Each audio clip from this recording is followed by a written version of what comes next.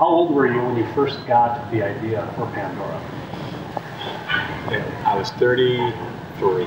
33? Yeah. Okay, so you're done with college. Yeah, well after college, or 10 years after college. And in college you studied? I was a political science major. Political science, music, business. How does that tell me the transition? I was a poli-sci major, but I really studied a lot of music. So I didn't actually major in music, but I'd say I spent more time on music than I did on my major. So I studied theory and composition, but also the intersection of music and technology. So a lot onto digital technology and recording arts. You were a musician prior to being an entrepreneur. Describe the mental transition needed to drive a business fueled by your passion. I can imagine where that would be almost a double-edged sword at times, because do you take a risk with your passion, or do you take a risk in business, and will that business risk upset your passion? Does that make sense to you? Yeah, well, the funny thing is, as a musician, you have that same tension because you're trying to make a business out of your passion as a musician, and I think there's plenty of tension there. You know, you spend a lot of time playing bar mitzvahs and weddings and holiday inns, and that'll bring you money, but it can also impact your passion. The truth is, when I started this company, I had been working on my music career for over 10 years, and I was ready for something else. And it was kind of a refreshing change for me. And I can't imagine something more suited to me now than what I'm doing in terms of combining, a love of music, a real commitment to musicians and an interest in that world. But also, I do enjoy the business side of things, and that whole, it's the perfect three-legged stool for me. What motivates you more, the business or the music today? The music. The music does today. Absolutely. Now that the business the gears seem to be going. Yeah, I would say that there was a time when I was preoccupied with the business because I had to be, but throughout this time, music has always been a sort of touchstone. What is the Music Genome Project? It's a musical taxonomy.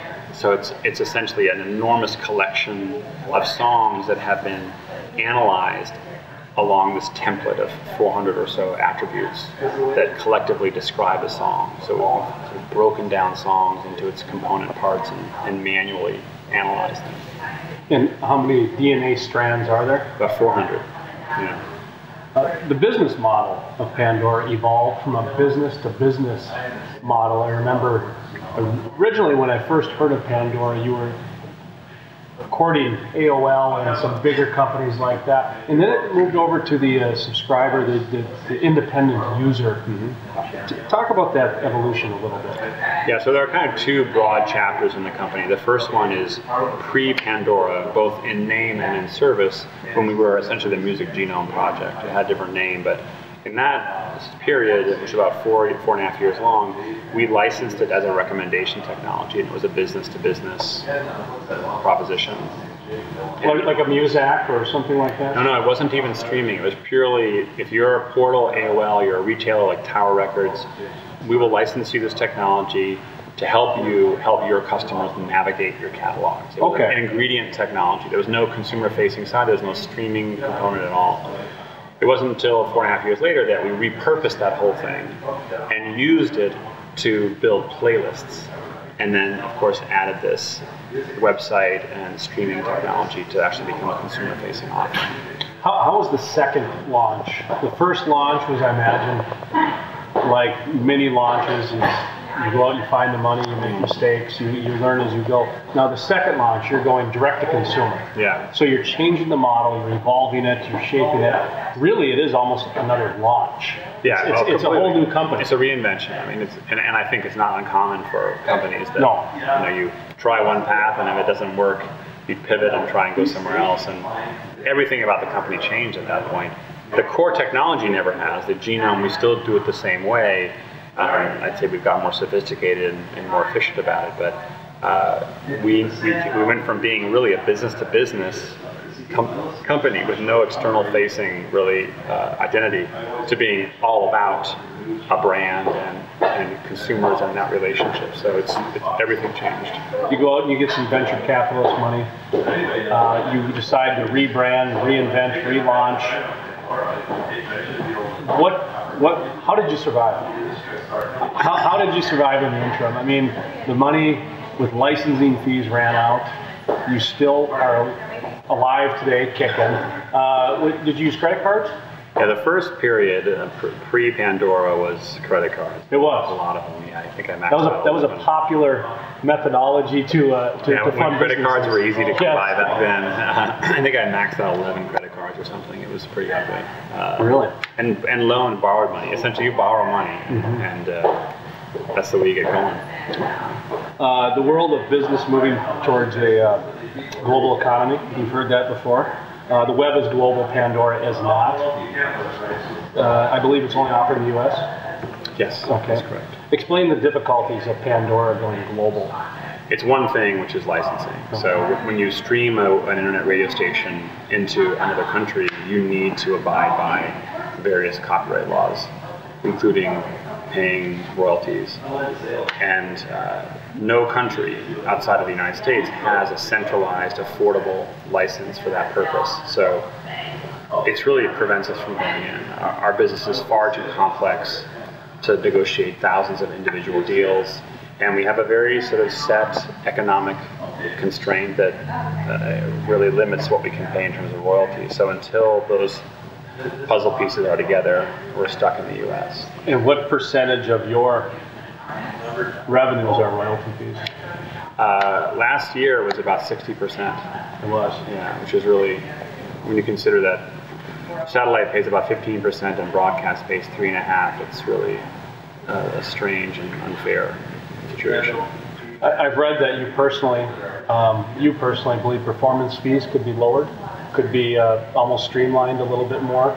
Is this kind of a crusade that you've got going? Yeah, we pay too much in both relative and absolute terms. The 60% is a ridiculous number by any historical precedent. But I think equally importantly, we're competing with two other forms of radio, cable satellite and broadcast, who pay dramatically lower fees. And there needs to be a greater degree of parity between those.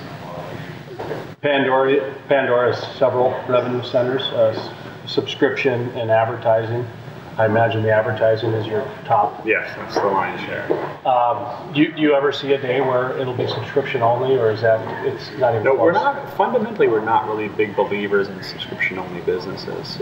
We like it as a piece of Pandora, but our history has taught us that there are very few things that people want to pay for, and radio has historically been free. It's hard to kind of change that.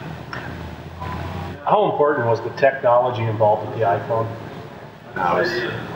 For you, for Pandora? It was huge. It was hard to overstate how important that was.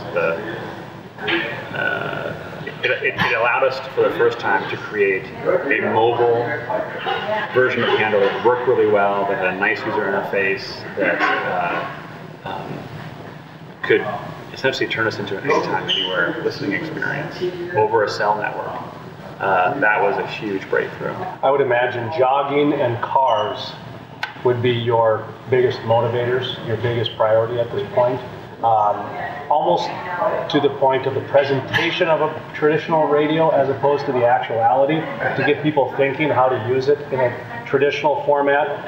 How important is jogging and cars to you personally right now? Cars is very much the top of the tree, and the bulk of radio listening has historically been in a car. But second to that is actually the home. So the home, okay. Yeah, which would mean penetrating consumer electronics devices, the various componentry through which you consume radio at home.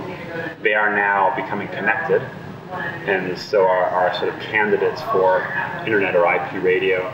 So we have literally over 200 devices that are already Pandora embedded or Pandora enabled, and we plan to double down on that. The new technology of the new iPhone is bringing in multiple apps. Is this going to be as revolutionary for you as the iPhone was the first time around? Meaning Pandora's playing in the background. That's how I listen to it mostly. Yeah. I've got something up. Let's say I'm designing a website or I'm laying out a publication or something like that, and I got Pandora going in the background. Is this kind of the dream come true for you guys? It's hard to imagine something being as impactful as the iPhone itself and smartphones. I think if there was sort of a similar standardized solution for all car companies, that would probably have a similar impact. Cars, by their nature, they take a while to mature, and people turn cars over only every 6 or 7 years, so that's going to take longer. The smartphone growth is completely unconstrained. You see more people signing up on smartphones or mobile Pandora users than the traditional tower computer, laptop computer? We do now, yeah, a little bit more on smartphones. About 700 million users right now? No, 70 million users? Yeah. Okay. And some may have 2 accounts, we have one at home? Or? Yeah, you've got some duplication. Okay. It's hard to know exactly how much, but a modest number probably. And does Pandora help or hurt local artists? I think it's their salvation. I mean, local artists don't get played on radio, and this is their first opportunity to have access to a big mass consumer audience. And it's the one form of radio where they're treated completely equally. So once you get into Pandora's collection, you have the same shot at playing as any other artist. And Pandora's blind to your popularity. So I think it's the cornerstone of the future for artists.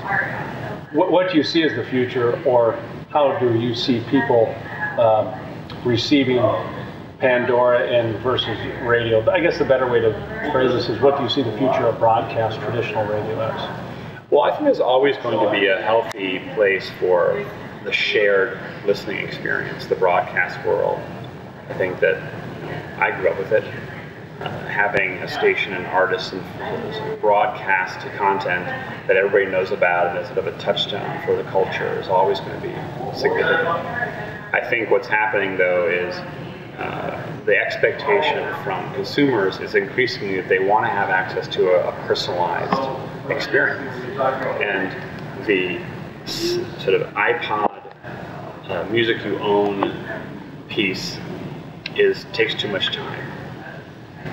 There's this in-between opportunity now to offer radio that doesn't take as much time, but it's very personalized, much more so than broadcast, and I think a lot of people are going to live there. So I think it's going to only grow. Thank you very much for your time. You bet. Thank you. Thanks for coming.